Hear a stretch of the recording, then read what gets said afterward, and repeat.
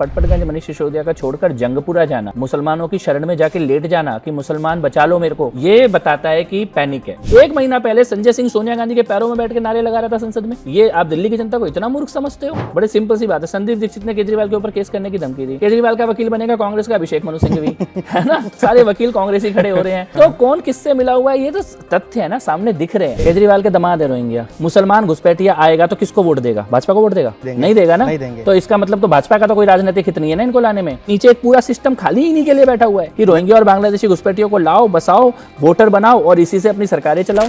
क्यों दी इमाम को सैलरी? सरकार का काम है इमामों को सैलरी देना। वो दिन में 5 बार नमाज पढ़ेगा, इसके लिए सरकार पैसे देगी? दिल्ली के लोगों का पैसा इसलिए था। चादर लगी फटने तो घोषणाएं लगी बटने। मुझे लगता है केजरीवाल को झूठ बोलने की बीमारी हो गई है और उसी का परिणाम है कि इस बार सत्ता उनकी जाती हुई दिखाई दे रही है। मेरे को सीएम की कुर्सी की भूख नहीं है। खत्म, bye bye, tata, goodbye, गया। एक और नया साल और एक और नया चुनाव दिल्ली विधानसभा का। और यह चुनाव इसलिए खास है क्योंकि यहां पर देश की राजधानी है। यहां पर पिछले 10 साल से एक ही आदमी की सत्ता है, एक ही पार्टी की सत्ता है। और यहां पर पिछले 25 साल से भारतीय जनता पार्टी वापसी नहीं कर पाई है। तो इस बार दिल्ली विधानसभा चुनाव को लेकर के हम लोगों ने यह तय किया है कि इस बार दिल्ली के जितने भी नेताजी हैं, चाहे वो दिल्ली विधानसभा चुनाव से प्रत्यक्ष रूप से जुड़े हों या परोक्ष रूप से, हम सबको एक एक कर यहां लाएंगे और उनसे मुखातिब होंगे, उनके जरिए दिल्ली की बातें रखेंगे। तो दिल्ली वाले नेताजी के इस कार्यक्रम में हमारे पहले मेहमान हैं दिल्ली बीजेपी के प्रदेश उपाध्यक्ष कपिल मिश्रा। स्वागत है सर। बहुत बहुत आभार, थैंक यू। ये दिल्ली विधानसभा चुनाव को लेकर के हमने पहला कार्यक्रम किया है दिल्ली वाले नेताजी, और पहले नेताजी आप हैं। बहुत बहुत आभार। कैसा चल रहा था शुभकामनाएं इस अभियान के लिए आपके। कैसा चल रहा चुनाव? देखिए, इस बार दिल्ली परिवर्तन के लिए तैयार है। अब नहीं सहेंगे, बदल के रहेंगे, ये दिल्ली की आवाज़ है इस बार। और 10 साल, जैसा कि आपने कहा, 10 साल से एक व्यक्ति सत्ता में बैठा है और 10 साल के बाद भी कोई केवल वादे ही कर रहा है, डिलीवर नहीं कर पा रहा है। मैं ये कर दूंगा जी, मैं वो कर दूंगा जी, लेकिन ये नहीं बता पा रहा है कि मैंने क्या किया है जी, मैंने क्या आप तक पहुंचाया है जी। अगर आप 10 साल बाद एक दिल्ली का एक नल खोल के कहते हैं कि आज इसमें पानी आ रहा है, अगली बार बाकी के घर में भी पहुंचेगा, ये बहुत है ये बताने के लिए कि इस वक्त दिल्ली में एक दर्द है, एक आक्रोश है, सत्ता विरोधी लहर है।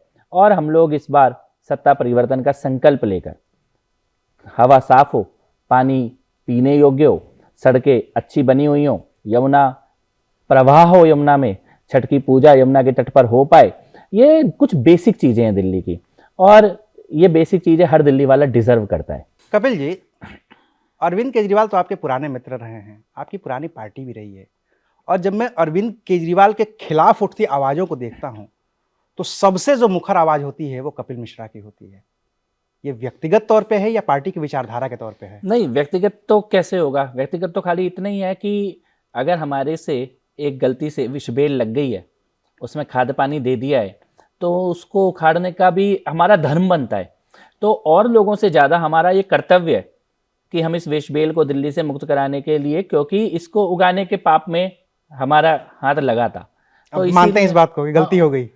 देखिए, अगर इस शहर की आज अगर हालत देखें तो आज तो हर कोई मानता है कि गलती हो गई। जिसने वोट दिया वो भी, जिसने वोट मांगा वो भी, जो साथ खड़ा था वो भी, जो पीछे से मदद कर रहा था वो भी, चाहे वो देश के बाहर बैठे हुए एनआरआईज हों, चाहे वो दिल्ली की माता बहनें यूथ हो, हर कोई मान रहा है कि गलती हुई है। और जो एक्सपेक्टेशन थी उससे ठीक उल्टा। एक तो होता है कि आपने कुछ प्रयास किया और आप सफल नहीं हुए, एक होता है कि आपने जो कहा उसका ठीक उल्टा किया।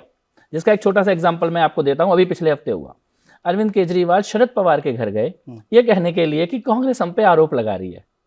मतलब इस देश में शायद सबसे ज्यादा आरोप सब पर किसी व्यक्ति ने, एक व्यक्ति ने लगाए होंगे तो अरविंद केजरीवाल है। उसमें भी उन्होंने सबसे ज्यादा भ्रष्ट किसको बोला? शरद पवार को बोला। अब वो शरद पवार के ही घर पे जा रहे हैं शिकायत लेकर कि कांग्रेस मुझे भ्रष्ट बोल रही है। तो ये दिल्ली ने कल्पना नहीं की थी कि चीजें इतना गिर जाएंगी, इतना गंदगी राजनीति में आ जाएगी जो अरविंद केजरीवाल ने किया है। तो मुझे लगता है कि मेरा तो ये धर्म है और कर्तव्य है कि मैं इस विषबेल को उखाड़ने में अपना प्रयास करूं।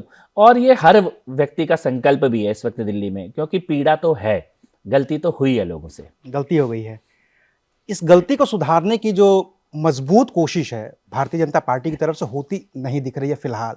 मैं इसलिए इस बात को कह रहा हूं कि महज 2 महीने का मुश्किल से वक्त बचा हुआ है। सत्ताधारी आम आदमी पार्टी ने 70 की 70 विधानसभा सीटों पर उम्मीदवार घोषित कर दिए। कांग्रेस भी 2 लिस्ट लेकर के आ गई है और भारतीय जनता पार्टी जो 25 साल से सत्ता से बाहर है वो अभी मंथन ही कर रही है। नहीं, देखिए, लिस्ट लाने का तो समय आया भी नहीं अभी, वो तो पैनिक में है। अरविंद केजरीवाल लिस्ट लेके नहीं आए। साथ में आप ये भी बताइए कि 30 विधायकों के टिकट काट दिए। साथ में ये भी बताना होगा कि मनीष सिसोदिया सीट छोड़ के भाग गया। जिस मनीष सिसोदिया का ये मॉडल बताते थे कि मनीष सिसोदिया का एक मॉडल है, पूरी दुनिया इस मॉडल को चलाएगी और बहुत अच्छे विधायक हैं, बहुत अच्छे मंत्री हैं, आज वो अपनी सीट छोड़ के क्यों भागे? ऐसी सीट पे क्यों गए जहां पे मुसलमानों का बहुत ज्यादा वोट हो? क्योंकि उनको ये समझ में आ गया, जैसे राहुल गांधी वायनाड गए थे कि मुसलमान का वोट मिलेगा तो चुनाव बच जाएगा, वही मनीष सिसोदिया ने किया। जंगपुरा जाने की जरूरत नहीं थी। अगर आपने अच्छा काम किया है तो अपनी जनता से दोबारा मत हासिल करने का आत्मविश्वास होना चाहिए था आपके अंदर। आप पटपटगंज छोड़कर भाग गए। ये निर्णय क्यों करना पड़ा? अगर एंटी इनकम्बेंसी नहीं है, अगर सत्ता विरोधी लहर नहीं है, तो मनीष सिसोदिया को पटपटगंज क्यों छोड़ना वो पड़ा? कह रहे हैं कि एक और अच्छा शिक्षाविद हैं अवध ओझा, उन्होंने बहुत सारे आईएएस तैयार किए हैं, तो पटपटगंज शिक्षाविद क्यों के लिए छोड़ना मैं उनकी सीट छोड़ दे रहा हूं। पटपटगंज क्यों छोड़ना पड़ा? अगर इतने ही अच्छे शिक्षाविद हैं तो दिल्ली में और भी बहुत सारी सीटें हैं। पटपटगंज मनीष सिसोदिया का छोड़कर जंगपुरा जाना, मुसलमानों की शरण में जाके लेट जाना कि मुसलमान बचा लो मेरे को, ये बताता है कि पैनिक है। 30 विधायकों के टिकट काटना बताता है कि पैनिक है। वीर सिंह धिंगान सीमापुरी, वीर सिंह धिंगान के घर के बाहर 1 महीने अरविंद केजरीवाल ने प्रोटेस्ट किया था कि वीर सिंह धिंगान दिल्ली का सबसे भ्रष्टाचारी व्यक्ति है। ये शीला दीक्षित से भी पहले वीर सिंह धिंगान के खिलाफ अरविंद केजरीवाल ने प्रोटेस्ट किया खुद। शुरुआती वहीं से हुई थी, शुरुआत वहीं से हुई और वीर सिंह धिंगान सबसे बड़ा भ्रष्टाचारी है, ये केजरीवाल ने बोला। आज वीर सिंह धिंगान आम आदमी पार्टी से चुनाव लड़ रहा है सीमापुरी का। संतोष कोहली की आत्मा को दर्द नहीं हो रहा होगा? जो बाकी सब कार्यकर्ता थे जो भ्रष्टाचार के खिलाफ लड़े, उन्हें दुख नहीं हो रहा होगा? लेकिन ये क्यों करना पड़ा? क्योंकि पैनिक है। अब केजरीवाल को पता है कि वोट केजरीवाल के नाम पे नहीं मिल रहा, इसीलिए उनको वीर सिंह धिंगान चाहिए, इसीलिए उनको सुमेश शौकीन चाहिए, इसीलिए उनको बिट्टू जी चाहिए। तो अब वो क्या कर रहे हैं कि किसी तरह से कुछ जनाधार किसी के पास हो, उस कांग्रेस से उठा लूं, कुछ बीजेपी से उठा लूं।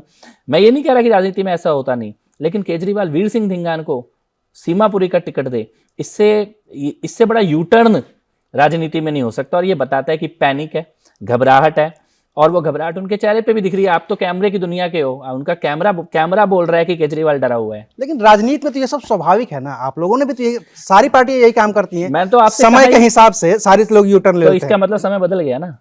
मैं भी तो यही कह रहा हूं कि समय बदल गया, समय बदल चुका है। वो समय गया जब केजरीवाल अपने नाम पे दिल्ली में लोगों को जिताते थे। समय बदल गया है, पैनिक है।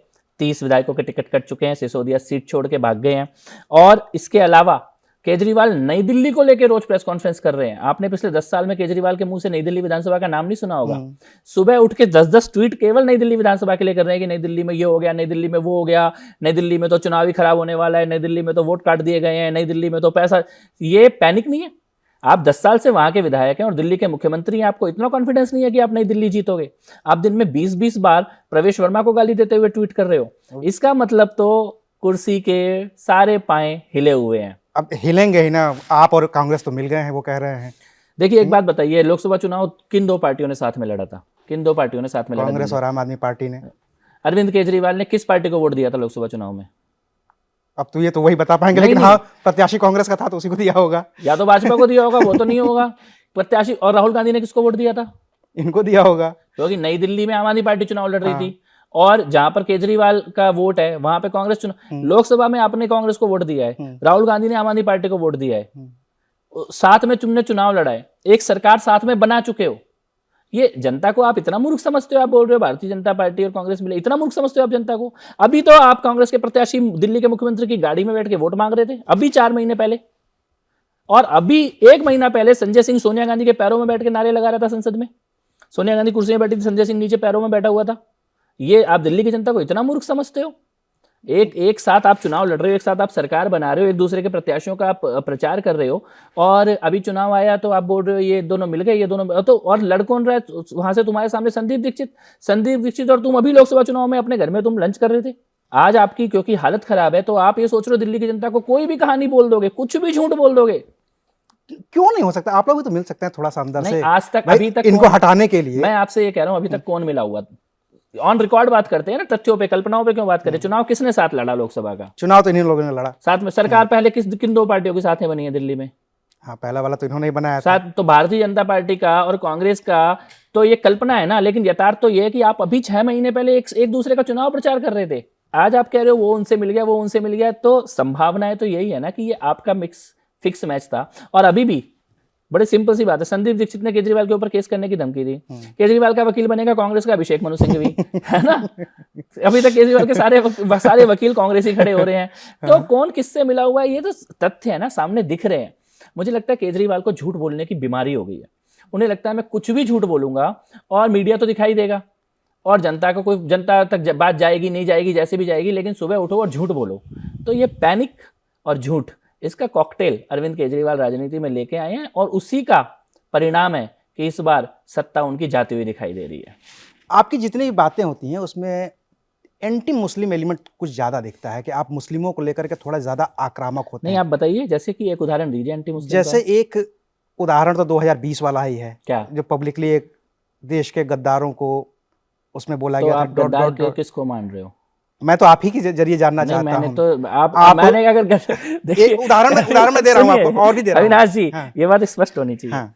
नारा आपने बताया देश के गद्दारों को, और आप कह रहे हो ये एंटी मुस्लिम नारा है। क्योंकि वो जब दंगा हुआ तो साफ साफ दिख रहा था ना कि दंगा किसके किसके बीच में, दो समुदायों के बीच में दंगा हो रहा है। नहीं, दंगा दो समुदाय के बीच में नहीं था। दंगा जो लोग चाहते हैं कि दिल्ली चलती रहे और जो लोग चाहते हैं कि लोगों की सड़कें बंद हो जाए, उन लोगों के बीच में था। और दंगा किसी के बीच में नहीं था। एक इंसान मार रहा था और एक मर रहा था। हमने अंकित शर्मा को खोया है, आईबी ऑफिसर को। हमने दिलबर नेगी को खोया है, 22 साल का मासूम बच्चा था। दिनेश खटीक जी को खोया है, कांस्टेबल रतन लाल जी को खोया है। दंगा कहाँ था वो? कोई एक वर्ग आएगा, आपके दरवाजे बंद कर देगा, सड़क बंद कर देगा, अस्पताल जाना बंद कर देगा, नौकरी भेजना बंद कर देगा और सड़क पे बैठ जाएगा। और उसके बाद आप खाली इतना बोलोगे कि भैया मेरी सड़कें खुली होनी चाहिए, मेरे बच्चों को स्कूल जाने का, मेरे माता पिताओं को अस्पताल जाने का और हमें काम धंधे पे जाने का हक है, कानूनन हक है, संवैधानिक हक है। तो इसमें दंगा कहाँ क्यों हो गया? और इसमें ये क्यों हो गया कि ये एंटी मुस्लिम है? मेरी सड़क खुली हो, ये एंटी मुस्लिम कैसे हो सकता है? मेरे बच्चे स्कूल जाने का अधिकार है, ये एंटी मुस्लिम कैसे हो सकता है? और हमें नौकरी पे, काम धंधे पे जाना, हमारी सड़कें बंद मत करो, ये एंटी मुस्लिम कैसे हो सकता है? और आज इस दिल्ली के अंदर ताहिर हुसैन को चुनाव लड़वाया जा रहा है, जिसके घर के अंदर आईबी ऑफिसर अंकित शर्मा का मर्डर हुआ, जो कि जिसने कोर्ट में ये बयान दिया, एक बालिया बयान दिया है कि मैं यहाँ से हिंदुओं की जनसंख्या का पलायन करना चाहता था। आप उसको चुनाव के मैदान में उतार रहे हो। और कांग्रेस पार्टी कह रही है कि ओखला से इशरत जहां को चुनाव के मैदान में उतारेंगे।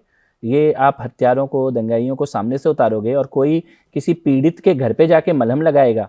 अगर मैं जो हिंदू परिवारों का नुकसान हुआ दंगे में, उनकी मदद करने चला गया, तो मेरे को बोला जाएगा कि बहुत कट्टर है, एंटी मुस्लिम है। तो मैं अविनाश जी ये कहना चाहता हूँ कि इन आरोपों को तो मैं मेडल की तरह लेता हूँ छाती पे।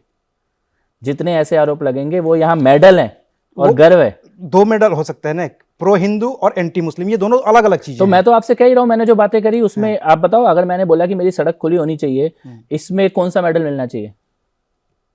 मैं तो आपसे पूछ रहा हूँ कौन सा मेडल मिलना चाहिए? अगर मैं वहां पर उत्तराखंड में यहाँ से अभी 400 किलोमीटर दूर, जहां आज भी दिलबर नेगी के घर में जाने के लिए गाड़ी छोड़नी पड़ती है और उसके बाद पैदल चल के पहाड़ों पे जाना पड़ता है, दिलबर नेगी की मृत्यु के बाद अगर मैं उसकी बहनों से राखी बंधवाने उसके परिवार वहां गया, उत्तराखंड में उनके घर पे गया, तो इसमें कौन सा लेबल लगना चाहिए? आप बता दीजिए। 22 साल का बच्चा अगर किसी का चला गया, जिंदा जला दिया गया दिलबर नेगी को, आज उसके परिवार के दरवाजे पे जाकर अगर कोई खड़ा होता है, तो जो मेडल लगना चाहिए वो लगा दीजिए। और मैं तो खुशी खुशी, चाहे इन दोनों में से कोई सा भी मेडल आप लगाएं, इस कार्य के लिए ऐसा कार्य करना पड़ेगा, दोबारा करेंगे, लेकिन अगली बार किसी दिलबर नेगी को खोने नहीं देंगे। अगली बार ये आग दिल्ली में किसी को लगाने नहीं देंगे, अगर कोई कल्पना कर रहा हो कि दिल्ली को जला देगा। रोहिंग्या को लेकर के आपके क्या विचार हैं? बहुत सारी चीजें केजरीवाल के दमाद को लेकर के, केजरीवाल के दमाद है रोहिंग्या। लेकिन ये बताइए, मैं आपको इसका बताता हूँ कि मैं क्यों कह रहा हूँ। हाँ बताइए। दिल्ली की बस्तियों में आज आपको पीने के पानी एक बहुत बड़ी समस्या है। केजरीवाल ने खुद बोला कि जीत के आऊंगा तो पीने का पानी दूंगा, अभी तक नहीं है। इसका मतलब उन्होंने ये मान लिया और ऑन रिकॉर्ड इंटरव्यूज में उन्होंने बोला कि मैं पानी नहीं दे पाया, मैं सड़क नहीं दे पाया, लेकिन रोहिंग्या की बस्ती में चले जाओ, पीने का पानी साफ आ रहा है, दिल्ली जल बोर्ड के टैंकर खड़े हैं, शुद्ध पीने का पानी मिल रहा है, उन्हें नहीं खरीदना पड़ रहा। मैं तिमारपुर की झुग्गी बस्ती में गया, वहां पे लोगों को 30 रुपए रोज का पीने का पानी खरीदना पड़ रहा है। मैं इधर शादरा की तरफ गया, बस्तियों में बिल्कुल गरीब जो झुग्गियां हैं दिल्ली की, लालबाग की झुग्गी, 30 रुपए रोज का पानी खरीदना पड़ रहा है। रोहिंग्या को क्यों नहीं खरीदना पड़ रहा? उसको तो टैंकर लगा हुआ है, पानी की सप्लाई आ रही है, प्लस 10,000 रुपये महीना दिया जा रहा है। 10,000 रुपये महीना दिया जा रहा है, ऑन कैमरा अमानतुल्लाह खान ने बोला है। साथ में रोहिंग्या के परिवार खुद बोल रहे हैं उन्हें 10,000 रुपये महीना दिया जा रहा है, साथ में राशन दिया जा रहा है, साथ में बिजली फ्री दी जा रही है। तो इतना तो कोई अपने दामाद के लिए ही करेगा। अब मुझे ये समझाइए बस, ये आए कहाँ से रोहिंग्या रोहिंग्या और कहाँ से- बांग्लादेशी? कहाँ से आए हैं आप? रोहिंग्या आपको नहीं देखिए, पता क्योंकि रोहिंग्या कहाँ से दर्शकों को आया पता है कि रोहिंग्या का मतलब म्यांमार, म्यांमार से, और बांग्लादेश का मतलब बांग्लादेश। से आया। और कब आया है, कब से आ रहा है? यही तो है सर कि 10 साल से तो गृह मतलब 5 साल से तो गृह मंत्री अमित शाह सुप्रीम हैं। कोर्ट में जिस दिन रोहिंग्या की बस्ती को उत्तराखंड से हटाने की याचिका लगी, किसके वकील खड़े हुए रोकने के लिए? किसके वकील खड़े हुए? देखिए, ये इसीलिए मैं कहता हूं राजनीति को इतना जनता को मूर्ख नहीं समझ। मुसलमान घुसपैठिया आएगा, मुसलमान घुसपैठिया आएगा तो किसको वोट देगा? भाजपा को वोट देगा? आएगा क्यों? मैं नहीं, तो ये पहले बात आप पूछ मुझे रहा हूं। बताइए भाजपा ठीक को है, वोट देगा मैं क्या? आपकी बात समझ गया कि तो फिर ये जो ये कोई ये कह रहा है कि भाजपा ने, अरविंद केजरीवाल बोला कि ये मुसलमान जो है ये भाजपा को वोट देंगे, ये रोहिंग्या भाजपा को वोट देगा? बिल्कुल नहीं देंगे। बांग्लादेशी भाजपा को वोट बिल्कुल देगा? नहीं देंगे। नहीं देगा ना? नहीं देंगे। तो इसका मतलब तो भाजपा का तो कोई राजनीतिक हित नहीं है ना इनको लाने में। जब इनको बस्ती रोहिंग्याओं को हटाने के लिए सरकार ने निर्णायक आदेश दिया तो कोर्ट में कौन खड़ा हुआ? सेम वही वकील जो अरविंद केजरीवाल को बचाने के लिए खड़े होते हैं, सेम वकील खड़े हैं ना। आज कोर्ट में है ना, सुप्रीम कोर्ट में मामला। कोई बोल रहा है आपने रोहिंग्या को सबको हटा क्यों नहीं दिया, तो सुप्रीम कोर्ट में किसके वकील खड़े हैं? इस दुनिया के किसी देश में घुसपैठियों के लिए वकील खड़े होंगे क्या? खाली ये भारत एक ऐसा देश है जहां पे वकील खड़ा हो रहा है कि रोहिंग्या को हटाना नहीं चाहिए। एक वकील ने तो यहां तक याचिका डाली है कि इनका स्कूलों में एडमिशन होना चाहिए।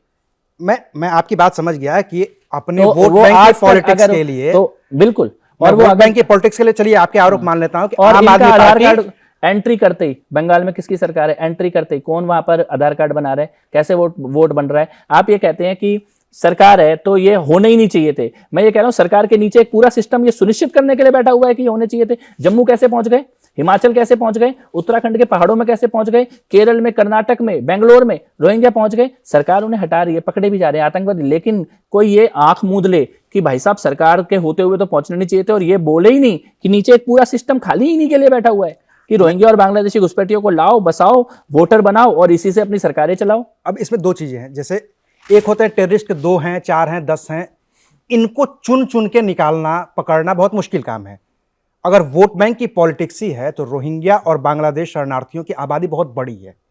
इतनी बड़ी आबादी दिल्ली में, हिमाचल में, बेंगलोर में है। कपिल मिश्रा को भी पता है कि ये आबादी है, तो गृह मंत्री अमित शाह को भी पता है कि ये कैसे आबादी नहीं है। पता? 100% पता है, तभी तो कार्रवाई ये- हो रही है। अभी जो 15 बांग्लादेशी डिपोर्ट किए गए, सरकार नहीं करे ना। तो मैं यही तो सर समझना चाहता हूं, तो ये इसीलिए 15, 20, 50 से तो होगा नहीं। नहीं, ये तो वोट जैसे भी होगा वैसे हाँ। करेंगे। ये कोई कल्पना ना करे कि ये ज्यादा है तो कोई डर जाएगा। जैसे होगा वैसे ही करेंगे। और अगर इसका कोई भयावह दृश्य भी देखने को मिलेगा कि इनको हटाना ही पड़ेगा, तो वो देखने को मिलेगा। तो वो भी कोई भी देश दीमकों को पाल के नहीं रह सकता है। और यहाँ पर ये 1971 से ये दीमक पाले जा रहे हैं। बांग्लादेशी घुसपैठिए कब आए थे वो सबको पता है, और कब से आए चले जा रहे हैं। किसके लिए, बस उनकी बस्तियां कौन बसा रहा है, उनको वोट बैंक कौन बना रहा है। तो ये तो ऑपरेशन है। ऑपरेशन में अगर फोड़ा है तो काटा जाएगा, काटने का दर्द होगा तो होगा, तो ये तो कटेगा फोड़ा। और इसकी अगर किसी को बांग्लादेशी और रोहिंग्या घुसपैठिए बचे जाएंगे ऐसी कोई कल्पना कर रहा है क्योंकि इनके नंबर ज्यादा हैं या इनका सपोर्ट ज्यादा है, या हम बस ये 2-4 दिन की पॉलिटिक्स करके, तो महाराष्ट्र में भी फडणवीस जी ने कार्रवाई शुरू कर दी है, हिमंता जी ने वहां पर असम में कार्रवाई शुरू कर दी है, उत्तराखंड के अंदर कार्रवाई शुरू हो गई है, और दिल्ली के अंदर जो होगा वो दुनिया देखेगी। मैं आपको ये बता रहा हूं। ये तो आप एनआरसी का विरोध क्यों हो रहा था? इसीलिए हो रहा था ना कि इनकी पहचान ना हो जाए। कितना बड़ा तमाशा कर दिया, नहीं आना चाहिए, नहीं आना चाहिए। फिर कोर्ट में जाके खड़े, आप फिर जाओ, आप चले जाओ, कोर्ट चले जाओ, किसी के सड़कों पे उतर जाओ, कुछ भी कर दो, लेकिन इस देश को घुसपैठियों से मुक्त करना 24 घंटे में तो नहीं होगा, लेकिन होगा जरूर। और जिस तरीके से होना चाहिए उसी तरीके से होगा।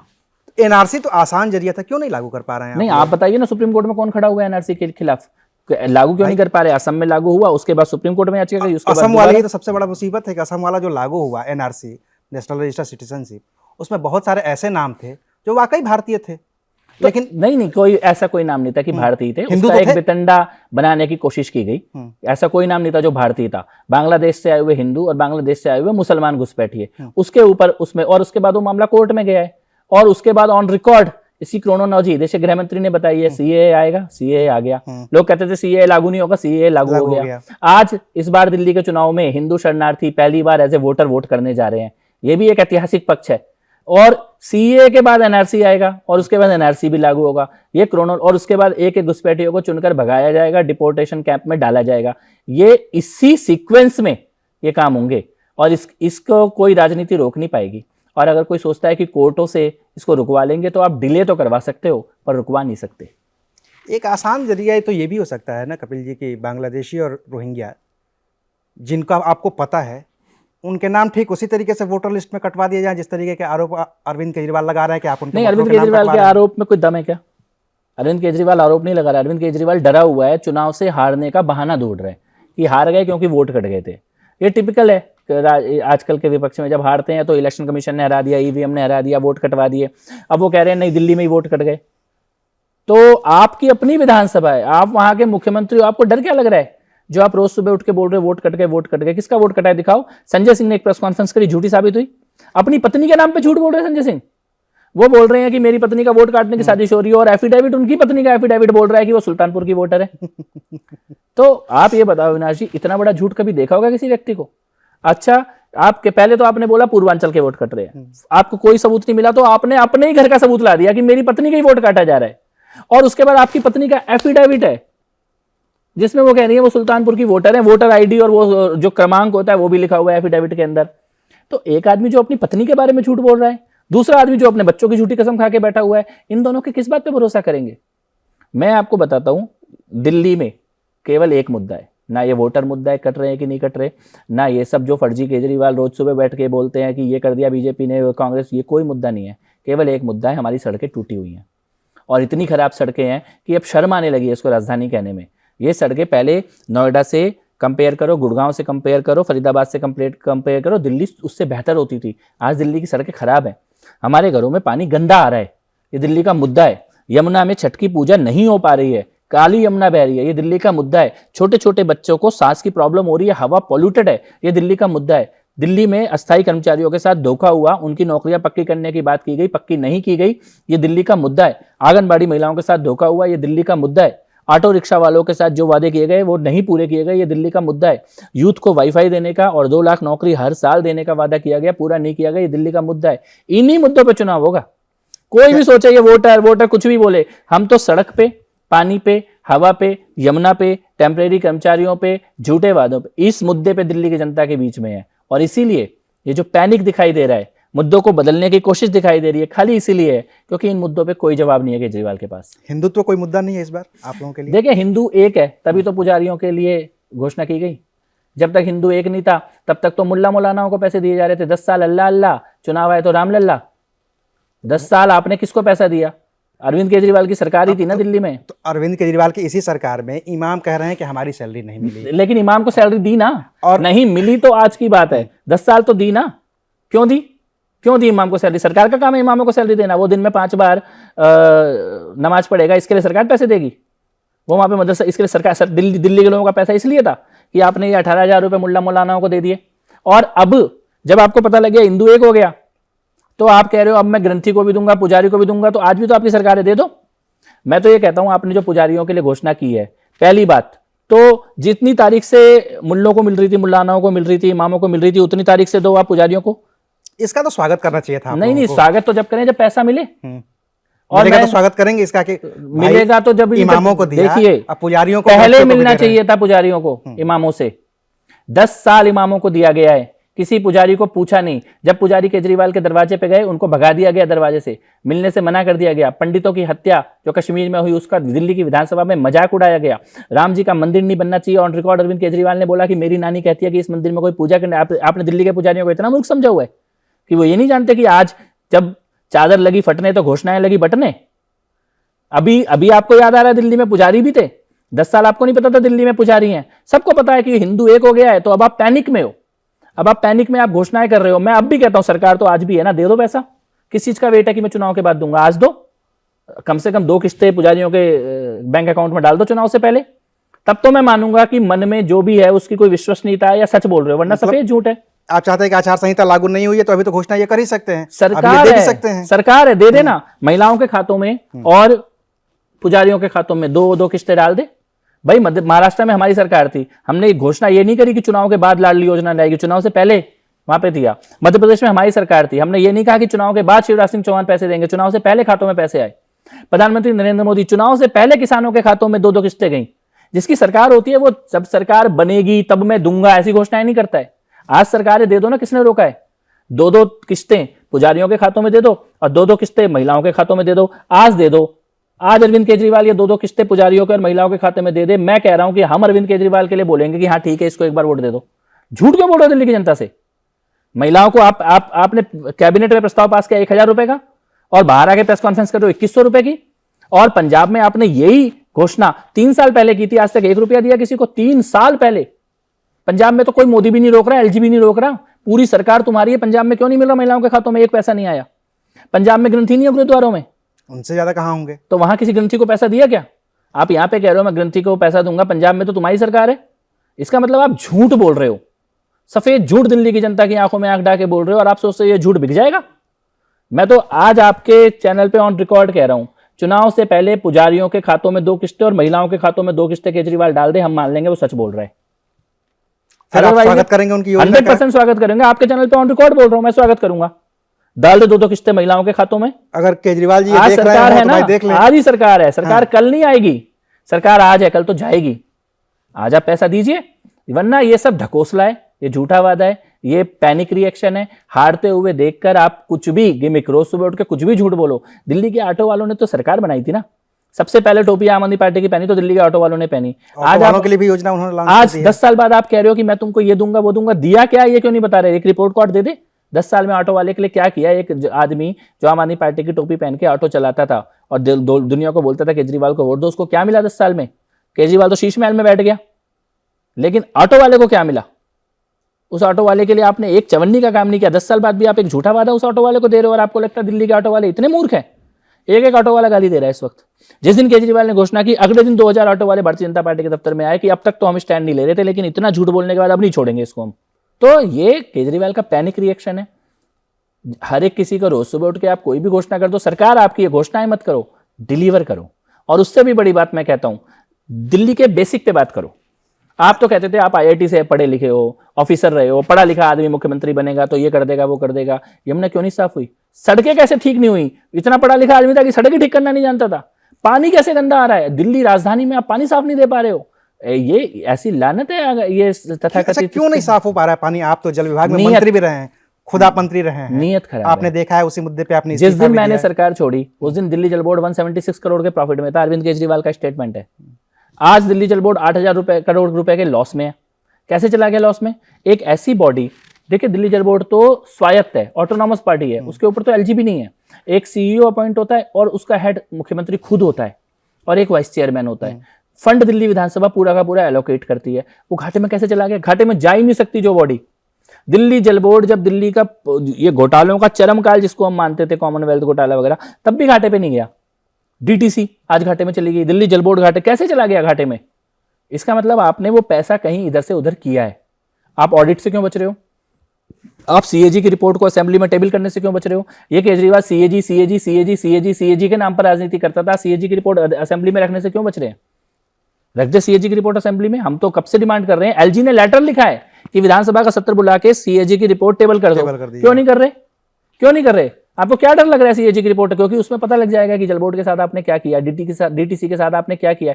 क्यों आज आप तो ये घोषणा कर रहे हो कि इसको ये पैसा दोगे, आप तनख्वाह नहीं दे पा रहे हो कर्मचारियों को। दिल्ली में इस वक्त जल बोर्ड के कर्मचारियों को तनख्वाह नहीं मिल रही है, टेम्परेरी कर्मचारियों को 7 महीने से तनख्वाह नहीं है, इमामों का तो आपने बता दिया कि 17 महीने से। तो आप सैलरी नहीं दे पा रहे लोगों को, आप कोई नया इंफ्रास्ट्रक्चर खड़ा नहीं कर पा रहे दिल्ली के अंदर, और आप खाली ये कर दूंगा वो कर दूंगा। ये हिसाब किताब का समय है। 10 साल का हिसाब किताब करो, अपनी रिपोर्ट कार्ड जनता के बीच में रखो, अपना ये घोषणाएं मत रखो जनता के बीच में। और केजरीवाल जितना हिसाब किताब से बच रहे हैं उतना हम उन्हें वापस खींच के लाएंगे कि इस बार हिसाब किताब होगा दिल्ली का। अच्छा, चूंकि अब बहुत लंबी बातचीत केजरीवाल पे हुई, मुख्यमंत्री आतिशी हैं, उनको लेकर के आपका क्या विचार है? क्योंकि LG साहब ने एक चिट्ठी मेरा वही विचार है जो केजरीवाल का विचार है, टेम्परेरी है। नहीं, केजरीवाल ने खुद बोला ना, आतिशी टेम्परेरी है। केजरीवाल ने जो बोला, नहीं, जो LG साहब ने चिट्ठी लिखी, उन्होंने कहा कि मुझे बड़ा दुख होता है, आप पहली बार मुख्यमंत्री को काम करते हुए देख रहे हैं। आपको भी दिखता है क्या कि आतिशी जब से मुख्यमंत्री बनी है तब से वो बेहतर काम हो रहा है कुछ आम आदमी? नहीं, देखिए LG की अपनी एक मर्यादा है। जब उपराज्यपाल मुख्यमंत्री को पत्र लिखेंगे तो उसमें कुछ चीजें तो परंपरा के हिसाब से राजनीतिक शिष्टाचार, इसको शिष्टाचार भी होगा। जो शिष्टाचार राजनीति से केजरीवाल ने खत्म कर दिया उसका पालन कर रहे हैं उपराज्यपाल। लेकिन 2-3 चीजें बड़ी क्लियर है। पहली बात तो ये है कि आतिशी कोई CM नहीं है, खाली वो मोहरा है, कुर्सी केजरीवाल के हाथ में है। दूसरी बात, एक और चीज, कि केजरीवाल खुद कुर्सी पे कभी भी नहीं बैठ सकते क्योंकि सुप्रीम कोर्ट की रोक है। तो अरविंद केजरीवाल का ये कहना कि आम आदमी पार्टी के पास का अगला सीएम केजरीवाल ही है, ये सबसे बड़ा झूठ है। मतलब 2000 आप ये कह रहे हैं कि 2025 में अगर आम आदमी पार्टी चुनाव जीतती भी है तो केजरीवाल मुख्यमंत्री नहीं बन पाएंगे? कैसे बन पाएंगे? आज क्यों नहीं बन पा रहे? आज क्यों नहीं बन पा रहे? उन्होंने कहा कि मैंने तो इस्तीफा दिया है, नहीं किसी ने मुझसे लिया नहीं है। कैसे नहीं लिया? तो इस्तीफा, वो तो कहते हैं मैं जेल से भी सरकार चलाऊंगा, जेल से भी इस्तीफा नहीं दूंगा। और चलाया उन्होंने नहीं, जेल तो फिर से। इस्तीफा क्यों दे दिया उसके बाद? वो तो एक नैतिकता का दबाव कह रहे हैं कि मैं जेल में जाने पर नैतिकता नहीं आई, जेल से बाहर आने पर नैतिकता आ गई, क्योंकि सुप्रीम कोर्ट का ऑर्डर है। सुप्रीम कोर्ट का ऑर्डर ये है कि मुख्यमंत्री के दफ्तर में नहीं जा सकते, किसी एक फाइल को छू भी नहीं सकते। ये सुप्रीम कोर्ट का ऑर्डर है, और ये ऑर्डर कोई चुनाव से बंधा हुआ ऑर्डर नहीं है। ये ऑर्डर आज भी है, जब तक ट्रायल चलेगा शराब घोटाले का। शराब घोटाले के अभियुक्त है, उसमें सुप्रीम कोर्ट इन्हें प्रथम दृष्टया आरोपी मानता है। इसी के कारण ये बैन लगाया है कि आप सीएम के दफ्तर में नहीं जाओगे और किसी एक फाइल को नहीं छूओगे। ये ऑर्डर आज भी है, और ये ऑर्डर मार्च, अप्रैल, मई, जून में भी रहेगा। तो तो आम आदमी पार्टी के पास आज सीएम का कोई चेहरा नहीं है। आतिशी केजरीवाल ने खुद बोला वो टेम्परेरी नहीं बनेगी। ये तो मैं नहीं बन पाएंगे तो वो उनको बना देंगे। बोला तो नहीं ना, ये बना दो। मैं तो कह रहा हूँ घोषणा कर दो, आतिशी बनेगी सीएम। आज की तारीख में आम आदमी पार्टी के पास कोई मुख्यमंत्री का चेहरा नहीं है। केजरीवाल बन नहीं सकते, और आतिशी टेम्परेरी है, ये केजरीवाल ने खुद बोला है। तो उनका मुख्यमंत्री का दावेदार कौन है? अगर वो ये कहते हैं तो पहले तो वो यही बता दें, उनके पास कोई सीएम का चेहरा नहीं है। दूसरी बात, आतिशी को केवल इसलिए बनाया गया है कि आप खुद जा नहीं सकते थे उस दफ्तर के अंदर, आप साइन नहीं कर सकते थे। लेकिन आज भी सरकार केजरीवाल ही चला रहे।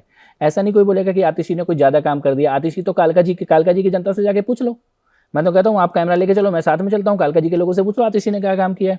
इस बार अरविंद केजरीवाल नई दिल्ली से हारेंगे, आतिशी कालका जी से हारेगी। मनीष सिसोदिया पड़पड़गंज छोड़ के जंगपुरा भाग गए हैं मुसलमान वोटों की शरण में, उसके बाद भी जंगपुरा हारेंगे। ये ऑन रिकॉर्ड मैं आपको बता रहा हूँ, ये तीनों लोग इस बार दिल्ली की विधानसभा का चुनाव हारेंगे। जीतेगा कौन? भारतीय जनता पार्टी। क्योंकि आप लोगों के तो अभी उम्मीदवार ही नहीं है। नहीं, उम्मीदवार आने का समय नहीं है। उम्मीदवार भारतीय जनता पार्टी ने आचार संहिता से पहले कब दिए हैं? अभी तो 2 चुनाव आपकी आंखों के सामने गए हैं। महाराष्ट्र का भी चुनाव गया है और हरियाणा का भी चुनाव गया है। आचार संहिता लगने दीजिए, उम्मीदवार आ ही जाएंगे। उम्मीदवार से ज्यादा, मैं फिर आपको कहता हूं, फिर से बेसिक मुद्दों पे आते हैं। दिल्ली का मुद्दा है काम नहीं हुआ, वादे झूठे किए गए, सड़कें टूटी हैं, पानी गंदा है, यमुना काली है, हवा जहरीली है, टेम्परेरी कर्मचारियों के साथ धोखा हुआ है। ये दिल्ली के मुद्दे हैं। चुनाव इन्हीं मुद्दों पे लड़ेंगे हम। कोई कितना भी डाइवर्ट कर ले, ये क्यों नहीं हुआ, वो क्यों नहीं हुआ। क्योंकि केजरीवाल बार बार पूछ रहे हैं कि इस बारात का दूल्हा कौन है। चलिए, आपने कहा मैं कि कह रहा हूं केजरीवाल नहीं होंगे। आम आदमी पार्टी की बारात का दूल्हा कौन है वो बता दें। मैं कह रहा हूं कि केजरीवाल नहीं होंगे, आतिशी हो गई, आतिशी नहीं होंगे, मनीष सिसोदिया गए, मनीष सिसोदिया नहीं, नहीं, संजय सिंह हो गए, हाँ, तो राघव ऐसे- चड्ढा हो गए, 4-5 तो- नाम बड़े तो हो नहीं गए। तो दिल्ली क्या भारतीय जनता पार्टी में नामों की कमी है क्या? क्या कपिल मिश्रा? नहीं, कपिल मिश्रा क्यों होगा जब इतने बड़े बड़े नाम है? तो कपिल मिश्रा क्यों होगा जब इतने बड़े बड़े नाम है? तो लेकिन मैं आपको ये कह रहा हूं कि ये कहना कि उनके पास नाम है और भाजपा के पास नाम नहीं है, ये तो एक मजाक की बात है। तो अब उम्मीदवार आने दीजिए। और ये तो हमेशा से भारतीय जनता पार्टी में चुनाव जीतने के बाद जो विधायक दल होता है वो मुख्यमंत्री चुन लेता है। राजस्थान में भी हमने देखा, मध्य प्रदेश में भी हमने देखा। तो इसीलिए ये कोई बहुत बड़ा मुद्दा नहीं है। और जहां तक सीएम कैंडिडेट की बात है, केजरीवाल, आम आदमी पार्टी के पास भी कोई सीएम कैंडिडेट नहीं है। तो ये चुनाव चेहरों का चुनाव नहीं है, ये चुनाव मुद्दों का चुनाव है। ये चुनाव है कि दिल्ली में क्या फरवरी के बाद भी अगले दिन फिर से मुख्यमंत्री की और केंद्र सरकार की लड़ाइयाँ होती रहेंगी? क्या फिर से आप सुबह उठोगे ये तो मेरे को राज्यपाल नहीं करने दे रहा, ये मेरे को मोदी नहीं करने दे रहा, ये हरियाणा नहीं करने दे रहा, यही चलता रहेगा दिल्ली में? या दिल्ली में अब कोई ऐसे लोग सत्ता में बैठेंगे जो कि डिलीवर करेंगे?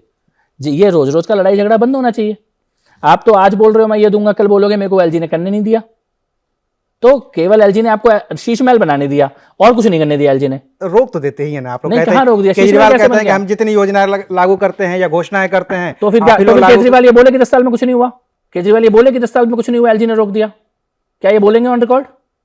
एक तरफ तो ये बोलते हैं मैंने इतना कुछ कर दिया, फिर ये बोलते हैं कि मेरे को एलजी ने नहीं करना। दोनों में से एक ही बात सच हो सकती है ना, दोनों बातें सच नहीं हो सकती। एलजी कौन सी योजना है उनकी रोकते हैं? नहीं तो शीश महल नहीं रोक देते, एलजी के हाथ में रोकना होता तो शीश महल कैसे बन गया? मतलब शीश महल के लिए सब क्लियर है, लेकिन गरीब के घर में पानी पहुंचे वो एलजी रोक रहा है। शीश महल तो सरकारी ही संपत्ति सब है कुछ ना, ही सरकारी है उसमें ना। वो नहीं रहेगा, पानी कोई की और पाइपलाइन रहेगा। भी तो सरकारी है, पानी की पाइपलाइन क्यों नहीं डली? पानी की पाइपलाइन तो सरकारी है, वो किसी की प्राइवेट है क्या? यमुना को साफ करना भी तो सरकारी काम है। दोनों दिल्ली में सड़कें भी तो सरकारी पैसे से बनेंगी, वो क्यों नहीं बनी? शीश महल बन गया, सड़कें नहीं बनी। ये देखिए, मैं इसीलिए कह रहा हूं अरविंद केजरीवाल इस वक्त सफेद झूठ बेच रहे हैं और उनका आंखें खोलते ही दिख रहा है कि झूठ है। आप ये बोल रहे हो एलजी ने मेरी सड़क नहीं बनाने दी, लेकिन एलजी ने मेरे को शीश महल बनाने दे दिया। ऐसा कुछ आपने डिलीवर नहीं किया। आप सरकार में रह के फेल हो गए हैं। आपने केवल भ्रष्टाचार किया, झूठ बोला, और आप फिर सोच रहे हैं कि झूठ बोल के मैं चुनाव के मैदान में चला। ये नहीं चलने देंगे इस बार तो काम के मुद्दों पर ही चुनाव लड़ा जाएगा। डिलीवर किया कि नहीं किया, इसका हिसाब किताब देना पड़ेगा। लेकिन ये जो आप बात कह रहे हैं, अभी अरविंद केजरीवाल की बात हो गई या इससे पहले भी शीला दीक्षित की सरकार, 25 साल से आप लोग कह रहे हैं भारतीय जनता पार्टी कह रहे हैं कि इस बार तो हम आ जाएंगे। क्या हो जाता है लगातार लोकसभा में आप नहीं, सातों देखिए के ऐसा सातों नहीं है सीटें कि जीत क्या हो जाते हैं। जाता है, ऐसा नहीं है कि क्या हो जाता और है। विधानसभाओं में आप लोगों का देखिए हम तो लोकसभा तो जीते ही हैं और इस बार सातों भी जीते हैं, पिछली बार भी है ना? जीते थे और आप। इस बार तो गठबंधन के खिलाफ जीते हैं। आप। कांग्रेस और आम आदमी पार्टी बिल्कुल। मिलकर लड़े हैं, उसके बावजूद भी भारतीय जनता पार्टी सातों सीटें जीती और यही मुद्दा था अरविंद केजरीवाल का, जेल के बदले वोट, यही मांग रहे थे। और जनता ने बता दिया कि जनता उन्हें कहां देखना चाहती है, वो जनादेश ले चुके हैं इसी मुद्दे पर। लेकिन विधानसभा का चुनाव, पिछला चुनाव खासतौर पर कांग्रेस के लगभग सरेंडर का चुनाव था और उसका परिणाम कुछ भी हो, लेकिन उसके बाद 2 चुनाव हुए, एक तो नगर निगम का चुनाव हुआ और एक लोकसभा का चुनाव हुआ। नगर निगम के चुनाव में भाजपा का और आम आदमी पार्टी का जो वोट का गैप है वो कम हुआ। 2 वे फाइट में, 3 वे फाइट में नहीं, 2 वे फाइट में वो 3 या 4% का वोट गैप बन के रह गया है। आज वो उससे भी कम है। इसीलिए मैं कह रहा हूं कि इस वक्त दिल्ली में एक सत्ता विरोधी लहर चल रही है। पिछले चुनावों के परिणाम के हिसाब से दिल्ली का परिणाम डिसाइड नहीं होगा, पिछली सरकार के काम के हिसाब से दिल्ली का चुनाव परिणाम डिसाइड होगा। और काम में अरविंद केजरीवाल फेलियर साबित हुए हैं और इस बार उनके वो खुद भी नहीं कह पा रहे। अरविंद केजरीवाल की किसी प्रेस कॉन्फ्रेंस में आपको ये नहीं मिलेगा कि मेरे इस विधायक ने ये काम किया, मेरे मंत्री ने ये काम किया, मेरे ये स्वास्थ्य मंत्री का ये रिपोर्ट कार्ड है, मेरे पीडब्ल्यूडी का ये रिपोर्ट कार्ड है। मुख्यमंत्री कोई इस बारे में चर्चा नहीं हो रही।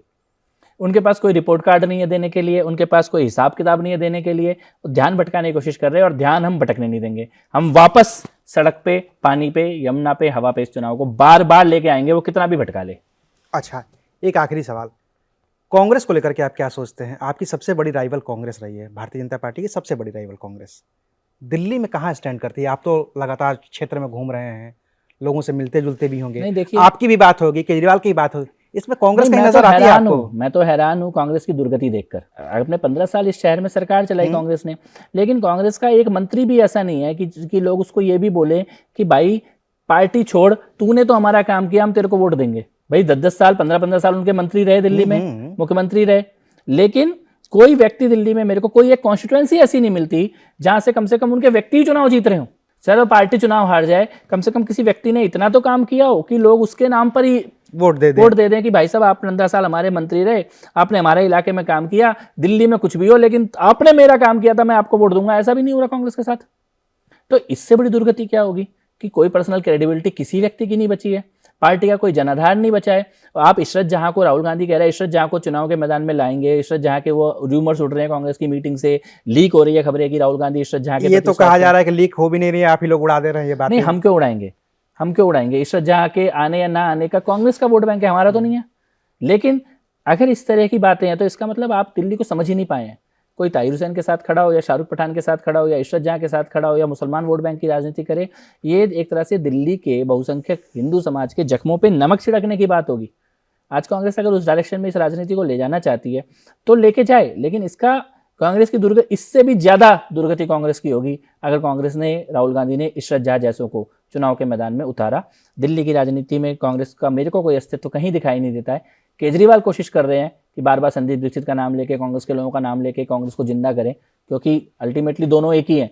लेकिन मेरे को कांग्रेस का इस चुनाव में कोई अस्तित्व दिखाई नहीं देता और मेरे को यह चुनाव केजरीवाल का पराजय वाला चुनाव, जाता हुआ केजरीवाल, उसका इतिहास 2025 में दिल्ली लिखेगी। विधानसभा में भगवा लहराएगा।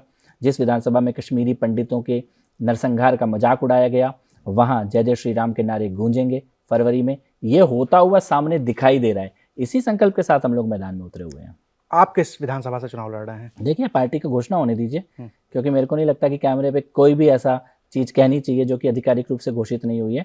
आधिकारिक रूप से मैं ये कह सकता हूँ कि हम इस बार आम आदमी पार्टी को हराने के लिए तैयार है। एक एक कार्यकर्ता तैयार है।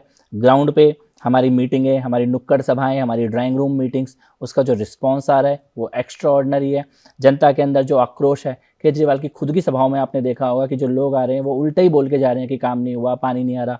ये जो सत्ता विरोधी लहर है ये दिखाई दे रही है दिल्ली के अंदर इस बार, और यही सत्ता विरोधी लहर दिल्ली में परिवर्तन का कारण बनेगी।